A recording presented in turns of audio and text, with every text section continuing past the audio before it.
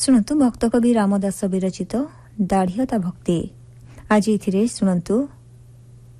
ଚନ୍ଦ୍ରଧ୍ୱଜ ସମ୍ବାଦର ପ୍ରଥମ ଭାଗ। ବେତାର ସମ୍ପାଦନା ତୀର୍ଥାନନ୍ଦ ମିଶ୍ର, ବର୍ଣ୍ଣନା ଝରଣା ଦାସ, ସଙ୍ଗୀତ ଚୌଧୁରୀ ଭାରତୀ କୃଷ୍ଣ ଦାସ, ପ୍ରଯୋଜନା ଦୀପକ ସାମନ୍ତରାୟ।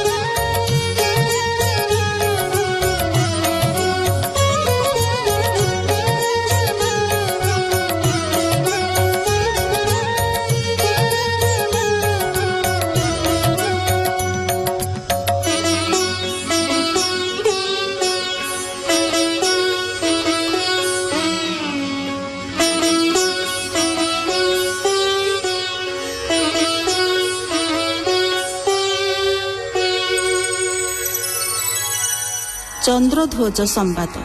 ପ୍ରଜାବର୍ଗଙ୍କ କଲ୍ୟାଣ ପାଇଁ ରାଜା ଆପଣା ଜୀବନ ଉତ୍ସର୍ଗ କରିବାକୁ ପଛାଏ ନାହିଁ। ଏହାର ଉଦାହରଣ ହେଉଛନ୍ତି ଓଡ଼ିଶାର ସାରଙ୍ଗଗଡ଼ର ରାଜା ଚନ୍ଦ୍ରଧ୍ୱଜ। ସେ ପରମ ବିବେକୀ, ଜୀବମାନଙ୍କ ପ୍ରତି ପ୍ରବଳ ଦୟା ତାଙ୍କର। ତାଙ୍କ ସୁଶାସନକୁ ପରୀକ୍ଷା କରିବା ପାଇଁ ଥରେ ନାରାୟଣ ବ୍ରାହ୍ମଣ ବେଶରେ ତାଙ୍କ ପାଖରେ ପହଞ୍ଚିଲେ। ଆଗମନର କାରଣ ଜଣେଇ କହିଲେ ତାଙ୍କର ଏକମାତ୍ର ପୁତ୍ରକୁ ତାଙ୍କ ରାଜ୍ୟରେ ଥିବା ବିଷ୍ଣୁକର ବ୍ରାହ୍ମଣର କନ୍ୟାକୁ ବିବାହ ଦେବାକୁ ଆଣୁଥିଲା ବେଳେ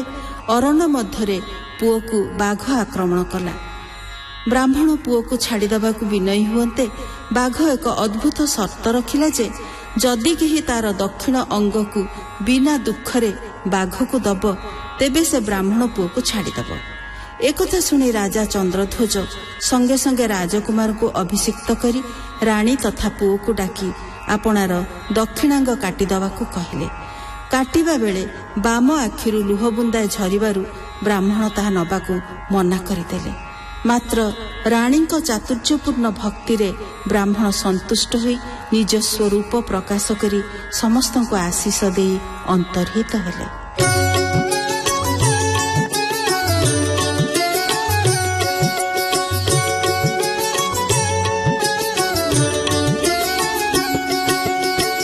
କହଇ ସେ ମନ ରାଜନ ଚୈତନ୍ୟ କହ ଭକ୍ତ ଗୁଣ ଭକତ କଥା ମୃତ ପାନ କରି ପବିତ୍ର ହେଉ କର୍ଣ୍ଣ। ଚୈତନ୍ୟ କହେ ମନ ଶୁଣ ଚନ୍ଦ୍ରଧ୍ୱଜ ନାମେ ରାଜନ ଓଡ଼ିଶା ସାରଙ୍ଗଗଡ଼ର 16 ଯୋଜନ ରାଜ୍ୟ ତାର ରାଣୀ ନାମ କୁନ୍ଦନ ଦେଇ ବିଦ୍ୟାଧର ପୁତ୍ର ଅଟଇ ରାଜା ଯେ ବିବେକ ସୁଶୀଳ ଦୟା ଭାବରେ ଅତି ଭୋଳ ଦେବା ପଦରେ ସେହୁ ଜଣେ ହରି ଭଜଇ ଅନୁକ୍ଷଣେ ରାଜା ଯେ ପରଜାଙ୍କ ଚିତ୍ତ ଭକ୍ତି ଭାବରେ ଅଛି ପୂତ ଜାଣିଲେ ବ୍ରହ୍ମାଣ୍ଡ ଗୋସାଇଁ କରୁଣା କଲେ ତାଙ୍କ ଠାଇଁ ସେ ରାଜପୁତ୍ର ବିଦ୍ୟାଧର ପାରିଧି କରେ ବନସ୍ତର ଦିନେ ଅନେକ ମୃଗ ମାରି ଗୃହକୁ ଅଇଲା ସେ ଫେରି ତା ପିତା ଚନ୍ଦ୍ରଧ୍ୱଜ ଦେଖି ପୁତ୍ରକୁ କହେ ହୋଇ ଦୁଃଖୀ ଦୁର୍ବୁଦ୍ଧି କଲୁରେ କୁମର ଦ୍ରୋହୀ ହୋଇଲୁ ହରି ଠାର ଜୀବରେ ତୋର ଦୟା ନାହିଁ ବୃଥା ହେଉଛୁ ପାପଗ୍ରାହୀ ଶ୍ରୀକୃଷ୍ଣ ଠାରେ ଭକ୍ତି କଲେ ଯଶ ରହିବ ମହିତଳେ ତୋ ଜନ୍ମ ହୋଇବ ସୁଫଳ ବଞ୍ଚିବୁ ତୁ ଯେ ଚିରକାଳ ଜୀବଠାରେ ତୁ ଦୟା କର କୃପା କରିବେ ଚକ୍ରଧର ମିଥ୍ୟା ଅଟଇଏ ଶରୀର ହରି ନାମଟି ଏକା ସାର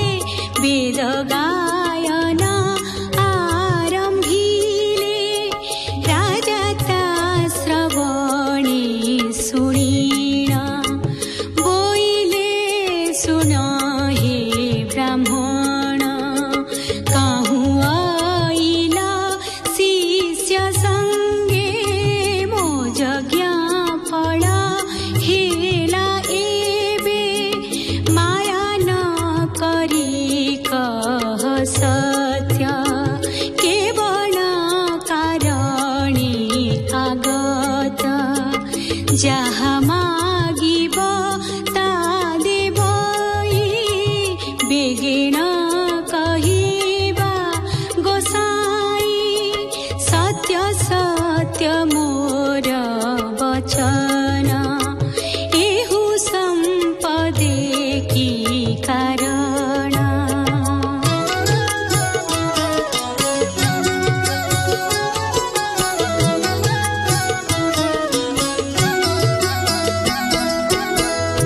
ଶୁଣି କହିଲେ ବ୍ରାହ୍ମଣ ଶୁଣ ହୋ ନୃପତି ତୁ ପୁଣ ଧର୍ମନଗରେ ମୋର ଘର ଏକଇ ପୁତ୍ର ଥିଲା ମୋର ତୋ ରାଜ୍ୟ ଅଛି ବିଷ୍ଣୁଙ୍କର ଏକ ଦୁହିତା ଅଛି ତାର ତାହାର ବିବାହ ଜାଣ ମୋର ପୁତ୍ରକୁ ଆଣନ୍ତେଣ ଆସନ୍ତେ ଅଗମ୍ୟ ବନସ୍ତେ ବ୍ୟାଘ୍ରିକ ମିଳିଲା ତୁରିତେ ସେ ଦୁଷ୍ଟ ବଳେ ଝାମ୍ପି ଆସି ମୋ ପୁତ୍ରେ ନେଲା ସେ ଆକର୍ଷି ତହୁଁ ମୋ ପୁତ୍ର କଲା ରଡ଼ି ବୋଇଲା ମୋତେ ଗଲ ଛାଡ଼ି ତା ଦେଖି ବୁଡ଼ିଲା ମୋ ଜ୍ଞାନ କ୍ଷଣେ ମୁଁ ହୋଇଲି ମୌନ ମିଳିଲି ସେ ବ୍ୟାଘ୍ର ପାଶରେ ମୁଣ୍ଡକ ଛାଡ଼ିଲି ଭୂମିରେ ତା ପାଦ ତଳେ ମୁଁ ପଡ଼ିଲି ମୋତେ ପୁତ୍ର ଦିଅ ତୁ ବୋଲି ମନୁଷ୍ୟ ବଚନ ପ୍ରକାର ମୋତେ ସେ କହିଲା ଉତ୍ତର ଶୁଣ ବ୍ରାହ୍ମଣ ମୋ ବଚନ ତୋ ପୁତ୍ର ଅଟେ ମୋ ଭୋଜନ ରୋଗ ଯେ ବ୍ୟାଘ୍ର ସର୍ପାଘାତ ଯମର ଅଟନ୍ତି ଏ ଦୂତ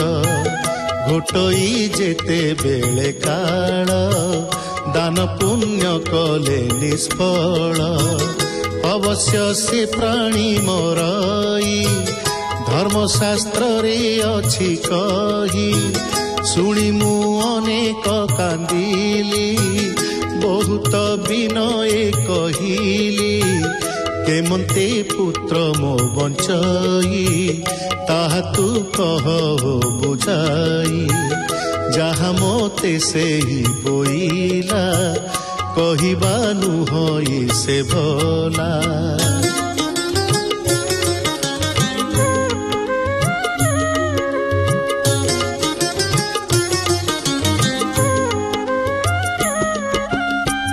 ବୋଲେ ନୃପତି ତପର ହେବି ପ୍ରବିଳମ୍ବନ କର ଅବଶ୍ୟ ସେ କଥା କରିବି ତୋ ଲାଗି ଅଗ୍ନିରେ ଝାସିବି ବ୍ରାହ୍ମଣ ବୋଲଇ ରାଜନ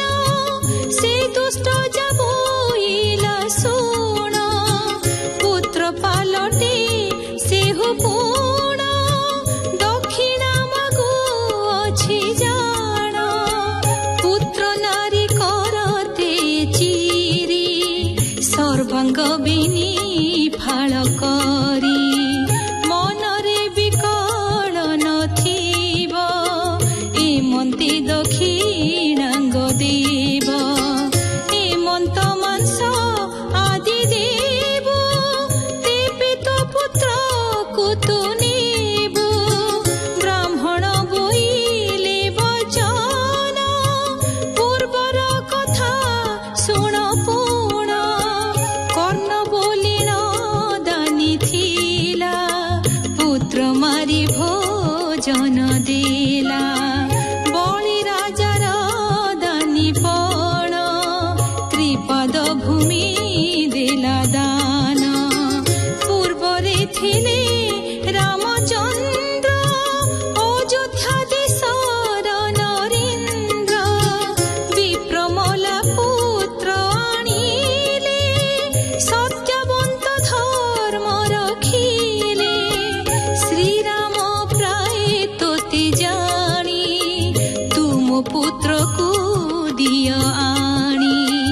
ଶ୍ରୀରାମ ପ୍ରାୟ ତୋତେ ଜାଣି ତୁମ ପୁତ୍ରକୁ ଦିଅ ଆଣି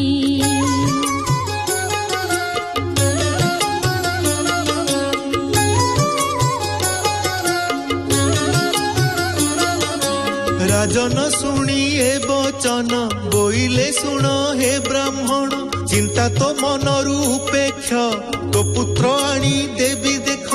ମୋହର ଅର୍ଦ୍ଧ ଅଙ୍ଗ ଦେଲେ ତୋ ପୁତ୍ର ବ୍ୟାଘ୍ର ଦେବ ଭଲେ ଏହା କହିଣ ସେ ରାଜନ ପୁତ୍ର ପ୍ରଜାଙ୍କୁ ଡକାଇଣ ପୁତ୍ରକୁ ଅଭିଷେକ କଲେ ଛତ୍ର ଧରାଇ ଖଣ୍ଡା ଦେଲେ ସୁଚିତେ ବସିଲେ ରାଜନ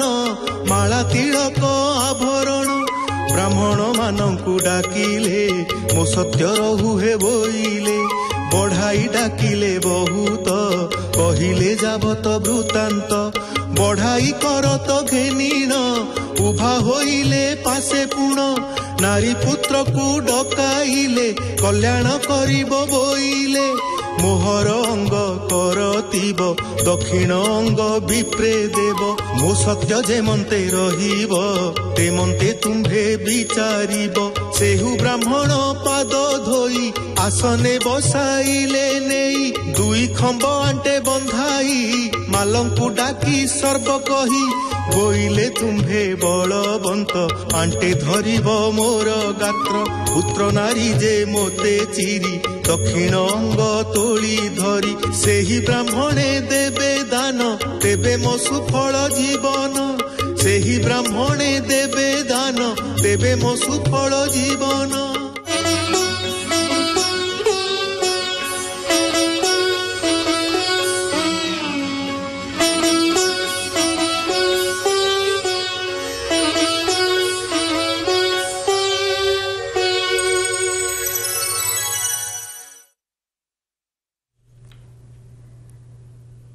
ଶୁଣୁଥିଲେ ଭକ୍ତ କବି ରାମଦାସ ବିରଚିତ